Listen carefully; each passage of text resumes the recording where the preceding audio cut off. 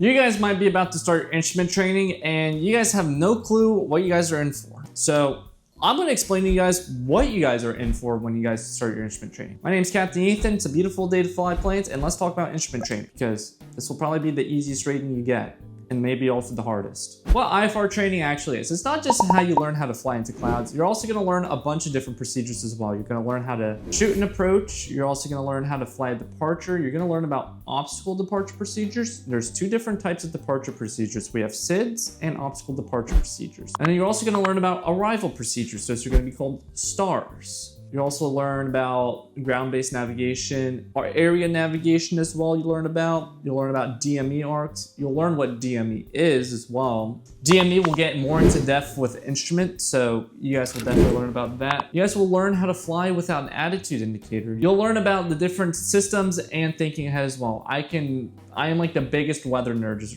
well right now, which is another thing. You'll learn everything you need to know about the weather. You can read a weather chart and you'll feel like a meteorologist. That's really the first part of what you're gonna learn a lot about. There's different phases. There's about 4 phases of instrument flying. Phase 1, you're gonna get wet.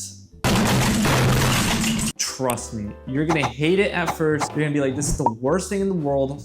Why did I decide to do this? You're gonna be overwhelmed without being able to see outside. You'll be overwhelmed with all the radio communications you're gonna have to do and all the tasks that you're gonna have to do as PIC in IFR flight. This is where a lot of people quit mentally. This is where I kind of struggled with as well, was phase 1. Phase 1's not the fun part. Phase 1, if you guys want a spoiler, phase 3 is the fun part. Phase 4, it becomes the hard part again, but phase 3 is the fun part. So phase 1, you're gonna get destroyed. You're gonna wish that you never did instrument, and then you're gonna rethink your decisions about starting flight school in the first place. I need to open my door. The lighting is just terrible. All right, let's talk about phase 2. Phase 2, this is kind of where things start to click a little. I'm calling it things start to click. You guys will understand how to fly a hold more. You guys will start to have an idea of how to fly an approach. And you'll start thinking ahead of the airplane instead of reacting to what the airplane's gonna do. This is also another big thing in IFR flight is you wanna stay ahead of the airplane as much as possible. I also made a YouTube video on the biggest lessons that I learned when I was in my instrument training. I highly recommend you guys go watch that video as well. Link will be in the description below or either on the side of the video, and it'll also be at the end of the video too. But phase 2 is where things start to click. You guys are like, okay, I'm starting to get the hang of this a little bit better. I have an instrument scan down. I can fly an approach. I can kind of brief an approach as well. Phase 2 is where it starts to click for the most part for most people as well. That's where it started to click for me on how to fly approaches properly. Now, even though I have done it on the simulator, it's a lot different, more or less the same, but you'll definitely learn all about that. There's also 3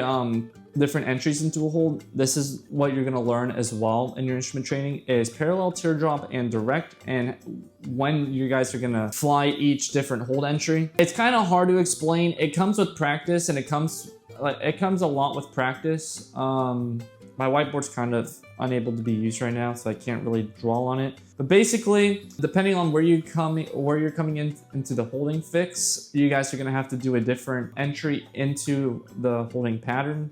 I can make a video on it. It's not hard to explain, but I'll make a video on it. It just comes with practice. This is also where it starts to click too.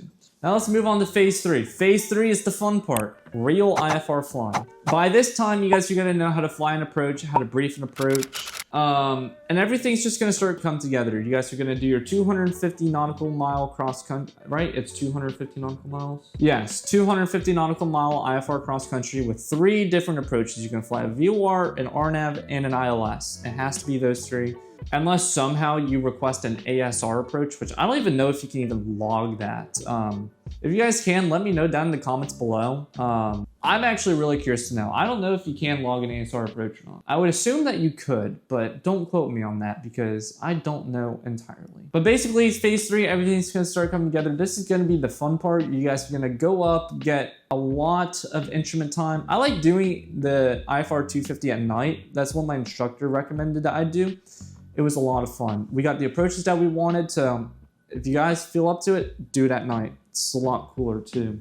And then also in this time, you and your instructor might go on some cross countries together and get some actual IFR experience to know what it's like inside of an actual cloud. You can't really get much actual experience unless like the conditions are perfect. And then phase 4. Phase 4 is the scary part. This is gonna be your check ride prep. Basically, you guys are gonna be practicing all the approaches that you have learned how to fly. So the RNAV, the ILS, and the VOR. Unless you guys have ADF receivers in your plane, I don't think you guys are gonna be flying NDB approaches. So you guys get to learn about that. I don't know anything about NDB approaches. I think they're all gone for the most part. There's none in Florida that I know of.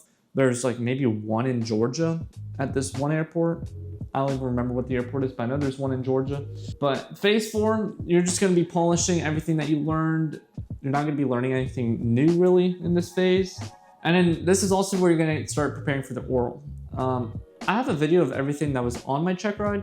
Well, maybe not everything, but kind of the big things on the check ride. So if you guys haven't seen that video, make sure you guys go watch that as well.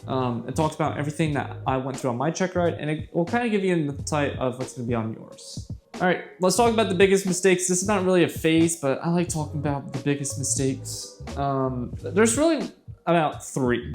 The number 1 thing is not chair flying or using a flight simulator. It might be difficult to use a flight simulator because you might not have a Redbird at your school and you might not have a gaming computer to play the flight simulator on. But chair flying, just shut your eyes, pretend that you're flying, and just do everything, and then open your eyes, brief and approach, all that fun stuff. I would highly recommend doing that. Number 2 is study the systems and how things work, because you guys might just have a regular heading indicator, or you guys might have an HSI, or you guys might have a glass cockpit. So you guys gotta need to know what a magnetometer is, what the attitude heading reference system is, or what the air data computer is, what it does, how it works, all that fun stuff. And also over relying on your instructor. This is actually something that my instructor told me as well. He was like, you are fine. You do not need to rely on me as much.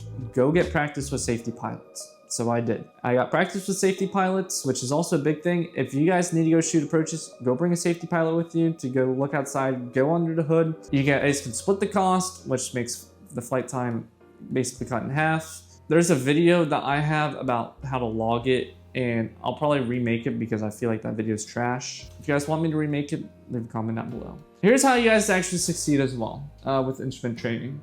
Do daily reps. So come up with like a game plan for your instrument training and just practice daily, like chair fly, study something. I watched a lot of Flight Insight when I was studying for my instrument training, when I was studying for my instrument rating. I was watching a lot of Flight Insight while I was at work. I would have my headphones in and I would literally have Cheese Pilot Mock Worlds running all the time, 4 hours worth, 3 days a week. Verbalize everything. So if you're doing something, say out loud what you're gonna do. And then also kind of think like ATC as well a little bit. This one's really gonna help you on your approaches. So if you guys know you're getting vectored and you guys think you guys are getting vectored on an approach and it kind of looks like you're getting vectored on an approach, you're probably getting vectored on an approach. So plug in vectors to final, and then when they tell you turn left heading 320, descend and maintain 2000 till established on the localizer, then you'll know it's a vectors to final approach jump and you're not flying the whole procedure with a procedure turn or any of that nasty stuff that you have to learn as well. Anyways, if this gave you an insight of what's going to be like in your instrument training, drop me a like down below, subscribe if you guys are new to the channel, and I'm going to be making a ton of YouTube videos. I'm on this grind right now for basically the rest of the year of making as many videos as possible to get all the knowledge in my brain into your brains as well, my experiences as well, because we all learn from each other. That's like a big thing in aviation. So we all learn from each other, and experience and education are the 2 ways that you learn. So make sure you guys go hit that like and that subscribe button. If you guys have a question about anything, leave a comment down below and I'll make sure to answer it. Anyways, we'll see you guys in the next video.